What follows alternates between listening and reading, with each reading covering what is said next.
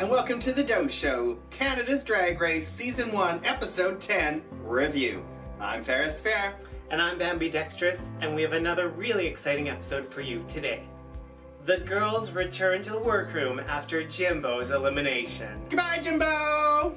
And they promptly start comparing notes, seeing who's got the most wins and who's been in the bottom. They do all the math there. Yeah, they tried to interject that it was maybe a little bit of a clean slate, and I'm not convinced they all necessarily agreed with that, but I definitely thought it was cute that they were adding up the numbers. Yes, once the numbers were all settled down, it was time to get down to the main challenge. Brooklyn Heights then sashays into the workroom and lets them know that the top three, all moose knuckles by the way, are going to be writing and recording their very own remix of RuPaul's classic, You Wear It Well. To be crowned the very first Canada's drag superstar, the queens were going to have to be put through 3 rings of fire, the first of which was the interview round, including Jeffrey Boyer-Chapman and Canada's girlfriend, Tracy Melchior. In Scarlett's interview, she came across as extremely positive and extremely enthusiastic, and also very confident. But, to borrow a line from Lemon, I also think that there was a little bit of delusional confidence there. However, I definitely got to know Bobo a little bit because they hadn't really had a lot of time with the judges before because they'd never been in the bottom or the top, really. It was interesting to see kind of some of Scarlett's story. They touched upon some childhood trauma issues that were really kind of, it felt a little forced. The first question that the interviewers asked would be like, what surprised you most about being on Canada's Drag Race? And the second question is like, so Bambi, I heard your mom died when you were younger and you never processed the fact. How did that experience get you to the top 3 of Canada's Drag Race? It felt a little like that. So I felt for all of them, honestly, on those questions, they seemed a little overly hard-hitting. Like they're digging. Yeah. They're digging for emotional responses. Yeah, it was bizarre. However, I thought Scarlett tried to handle it gracefully, and she did kind of even give them a little bit of pushback. Oh, I knew you'd try to get me going. You know what I mean? Yeah. So like, oh, I knew you'd make me cry. So anyway, good job, Scarlett, and I actually really did enjoy the interview. Next up in the interview hot seat was Montreal legend Rita Baga. Mon Dieu. And they questioned her about her history growing up back and forth, which again seemed a little emotional digging as far as I was concerned, but whatever. They also talked about what it felt like to represent as the French Canadian in the competition and things like that, which I thought was really interesting. But the part that actually really got me was when Rita kind of flipped it back around on them and just kind of said, well, I was a little bit surprised at how Toronto-centric the entire competition was. And good on her, because again, as a lot of Canada has said, 7 out of 12 is a lot for one area. Yes, and by the way, we've never referenced this. The map of Canada right here is a whole lot of queens from right around here. Yeah, there's 2 from that way. Next time we want to see all of this map represented. Maybe about there? How about there? How about there? I hope that's pointing somewhere fun. Anyway. Congratulations to Rita. I did think her interview was good. Again, I thought that some of the emotional probing questions were a little forced when asking about the growing up and stuff like that. And if they'd been smart, they would have asked more about her dad. Because that's where they would have probably got her if they'd been paying attention. If you have been watching all season long, you are already aware that Priyanka gives a good interview. Her confessionals all season long have been absolutely amazing, and each of her interactions with the judges have been really great too. So I was looking forward to her interview, and I was not disappointed. Right, like you were saying, like this interview was Priyanka saying like she can do more than just goofy, she's being more than just a goofball.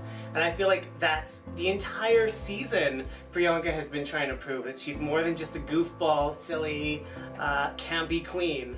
She doesn't take herself too seriously, and that is definitely important, and I think it's definitely her brand. The part that really obviously got me was when she started talking about her dad and how this entire season is really a coming out to him. Yeah. And I'm really looking forward to the reunion special if they decide to do one. Because I'd like to know kind of how that went. But yeah, I definitely think that it was a beautiful moment, and congratulations to Priyanka on that interview. I just find his energy so absolutely entertaining, engaging, and contagious. Priyanka does not seem to have a fake bone in her body, a mean spirit in her soul, nor a filter on her mouth. I absolutely love this bitch. After taking the hot seat from Jeffrey Boyer-Chapman, the queens went on to the next round, which is a recording studio with producer Ralph. Now, Scarlett was a little bit worried about her singing ability. Her very first question was, how much attitude do you have on that thing? Exactly, and my question is, where was her confidence from episode 3 with the remark, oh, I also have a single on iTunes? Which she probably used auto-tune on. Right? Like, where was that confidence? Like, this is the finale, you need to be confident. Yes, she still had the delusional confidence that she could pull off what she was going to do. Unfortunately, other than auto-tune, I'm not sure she did. They asked her at one point what note she was hitting, and the producer was like, she's not. She's not. You know who did hit some notes? Was our very next person up was Rita Baga. And she had harmonies going, like, I believe she had 3 harmonies going at one point. Now, I'm not a musical queen, but let me tell you, that was able to impress me. Yeah, no, that was very cool. Definitely a chanteuse. Up next was Priyanka, whom we already know she's a singer, because what's her name? Priyanka. She's got a single on iTunes, available now. Anyways, she was able to belt out her tune, and I felt like she did very well at having a very personal track that helped us get to know her, who she is. Yeah, and we definitely did get to hear a little bit from each of them, but I found it interesting in the actual recording part of it, they didn't actually let us hear almost anything of the actual recorded track. Right. Like, we just kind of saw them doing their setup and doing their thing, and we heard a little bit of recording bits, but we didn't really get to hear any of the track, even in that part or back when they were writing it in the workroom. And if I may, when they were writing their verses in the workroom, we got to see a little bit of their verses that they were writing out, but not much. And Scarlett Bobo in her confessional was like, my strategy for writing an awesome verse is just to write memorable lyrics. And I'm like, girl, that's not a strategy. That is the assigned task you were given. True story. The third ring of fire that the queens were going to have to jump through was they were going to have to learn some fabulous choreography from Hollywood J, choreographer to the stars. Yes, and with the added pressure of being watched by Judge Brooklyn Heights. So the girls, all of them struggled in their own way with this dance choreography. Rita Baga was behind the beat, Scarlett Bobo was anticipating the beat, and Priyanka just needed to remember her face. Yeah, definitely.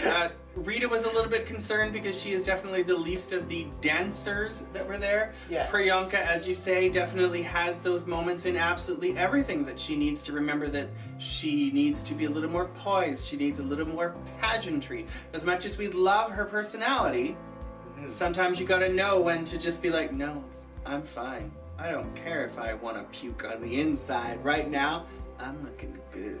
But they only have a few days to pick up this choreography, so I'm not going to give them too much grief for not getting it right away.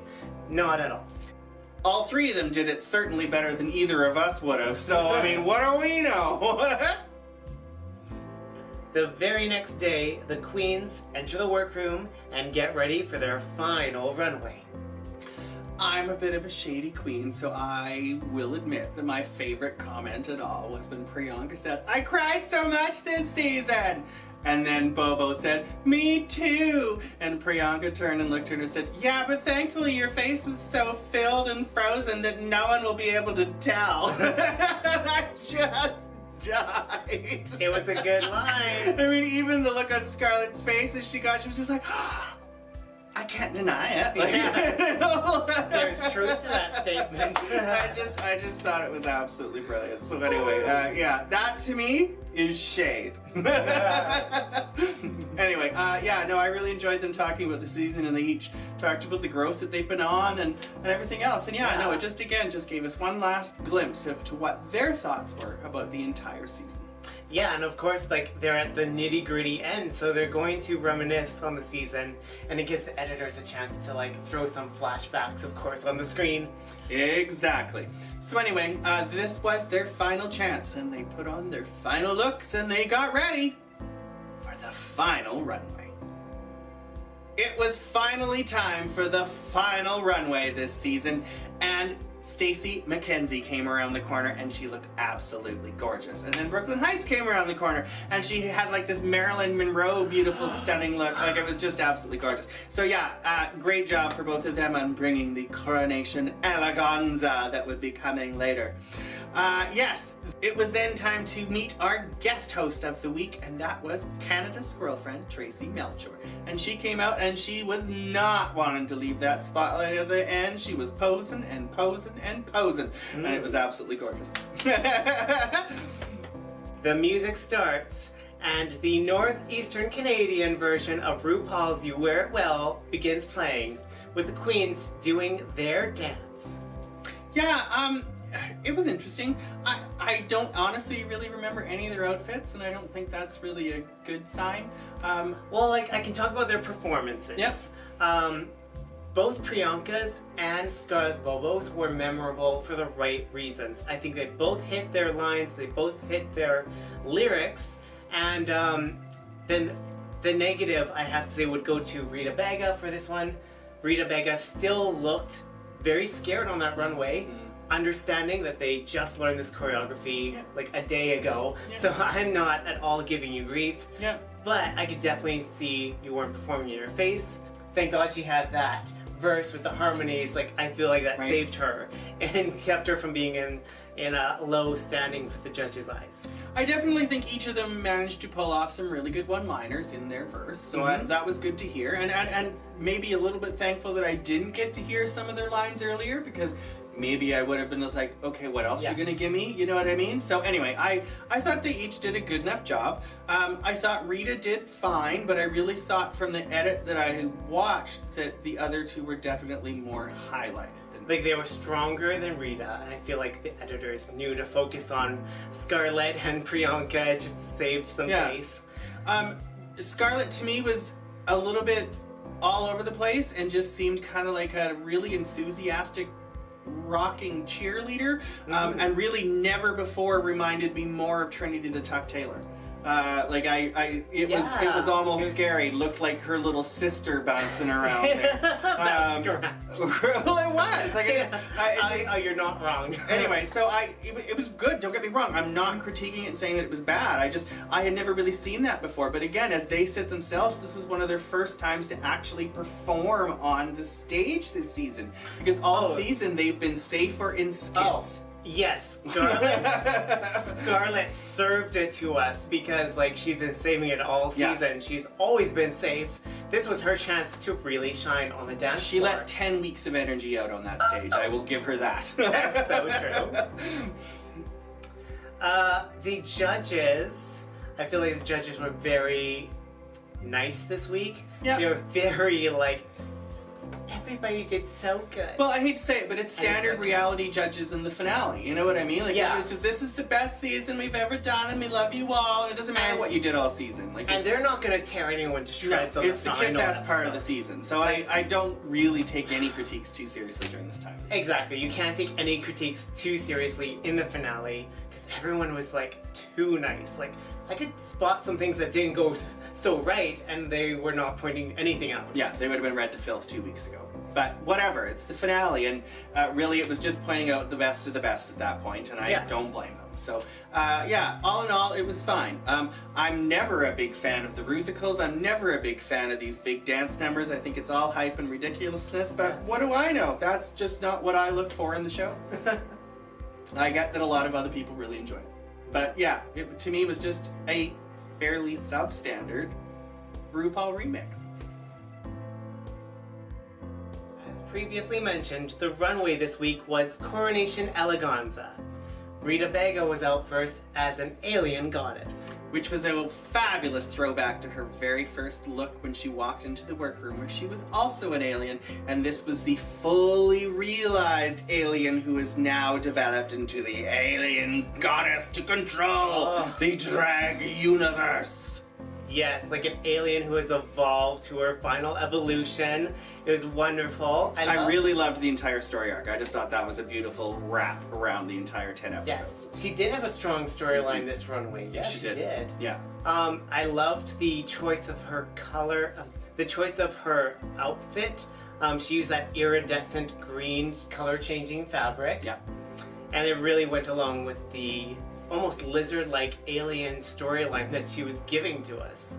I will say I wasn't a fan of the hair. I definitely thought she could have done, or I would have personally liked to have seen something completely different. I thought the whole thing was very kind of constricting, and when you are kind of trying to present the final end, I don't know, I thought there could have been maybe a few different choices there, but I really did enjoy the theme. I wasn't 100% sure on the execution. I wasn't convinced about the hair, and I wasn't convinced the about one the thing braid. I didn't like the hair was like the two-tone urine yellow and like the tiny braid coming down the back. That's the only thing I didn't like about the whole execution. Or if you're gonna do like a braid, then like go for the full-on like Khaleesi thing, you know what I mean? Or like something really tribal to really kind of bring it full about, or otherworldly. It seemed like, oh, and now I do my hair up. Like, I don't know. It was fine, but to me, I wanted more. Mm-hmm. But I hate to say this, but as much as I have enjoyed a lot of what Rita has done all season, many, many times when she has come around the corner on the runway, I'm like, I really would have wanted more. I thought a lot of them have been very basic, and I think a lot of them have been very basic material and put together basically. And anyway, that's my 2 cents, and that's all that's worth. But yeah, this was yet another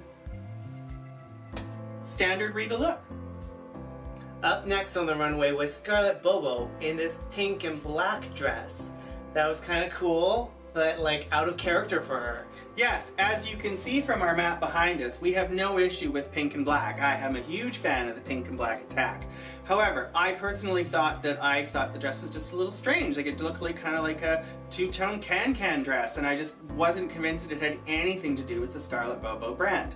That being said, I really enjoyed the kind of scarlet red wig that I thought kind of tied that in. But I thought the dress was beautiful, and I thought it looked really great, but for someone that had really pushed their brand all season long, where was the fringe jacket? Or something?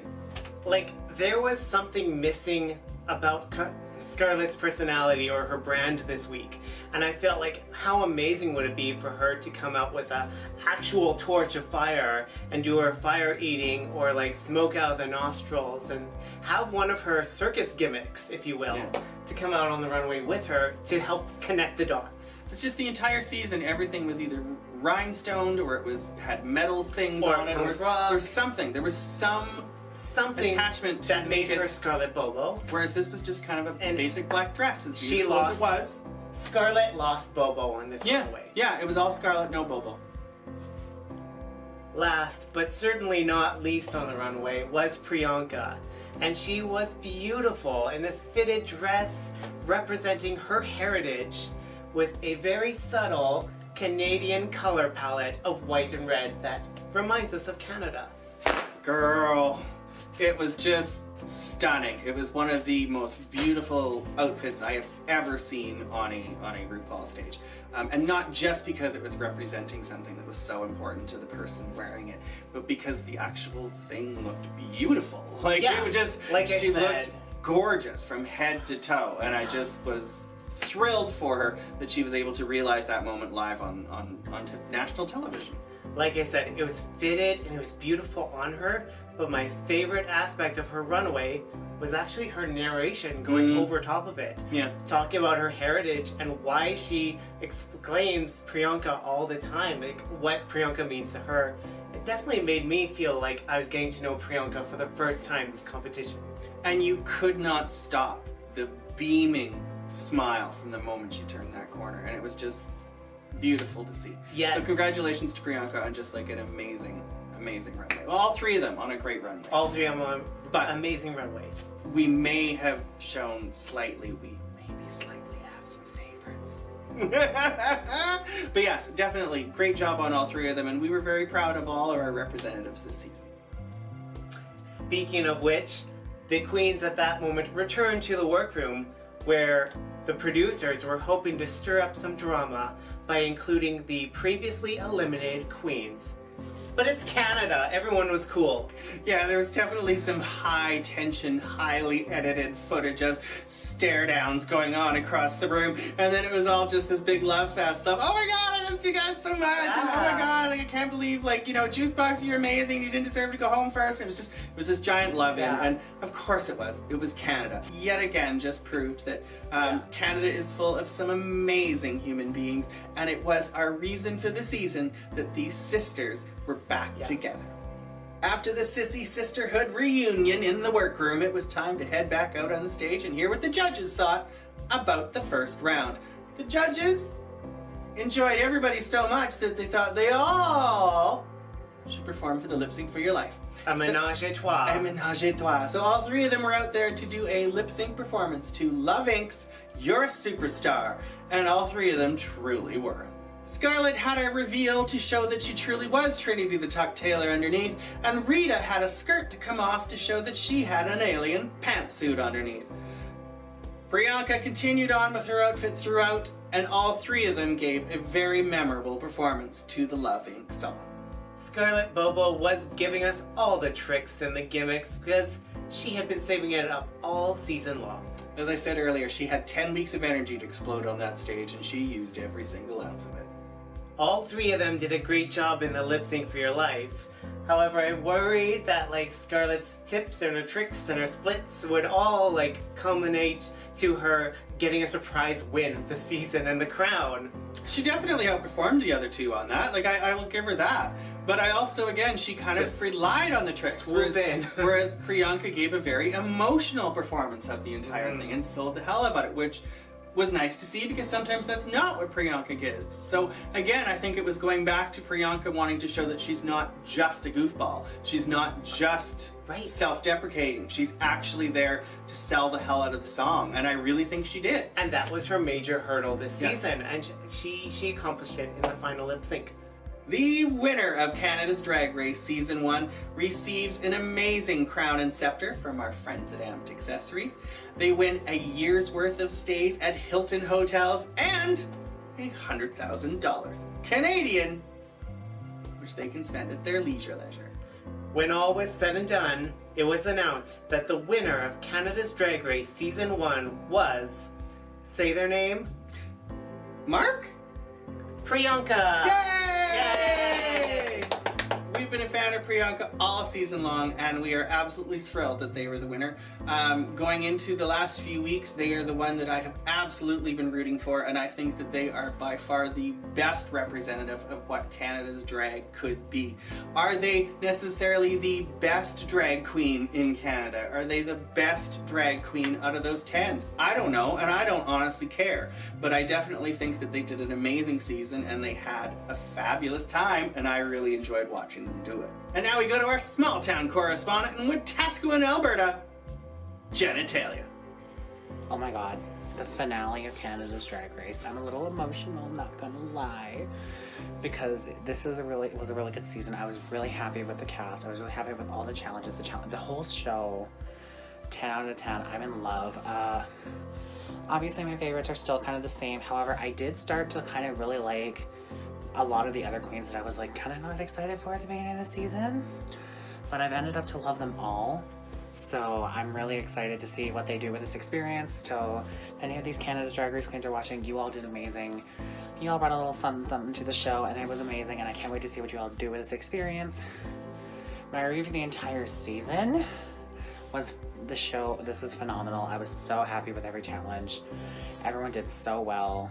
And for the next minute, this is like my message to Priyanka, our newly crowned Queen of the North. Congrats. I remember watching you as a child on The Zone, and it was amazing to find out that you became a drag queen. Your growth throughout the show was amazing. I was so excited to hear that you would have almost been judging me for Anne, so I had made it to the semifinals. And if Miss Rona didn't show up. But I'm really glad of how far you came in the show and how well you did.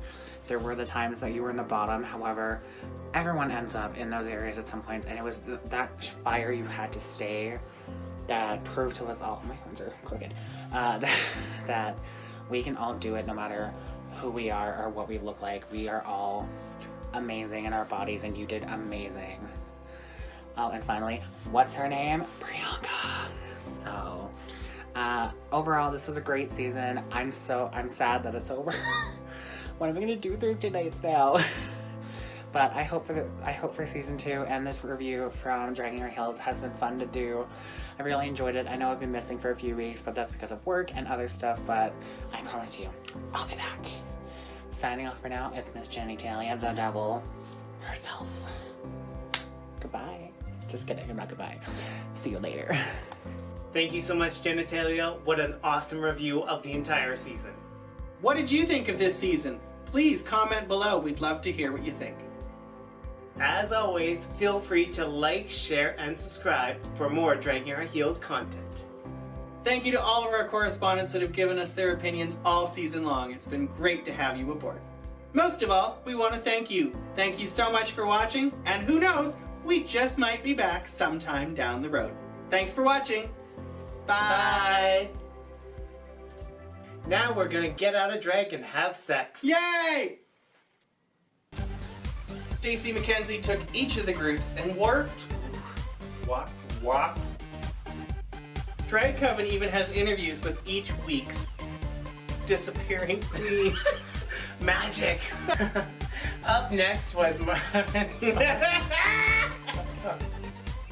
It was so real. That laugh was amazing.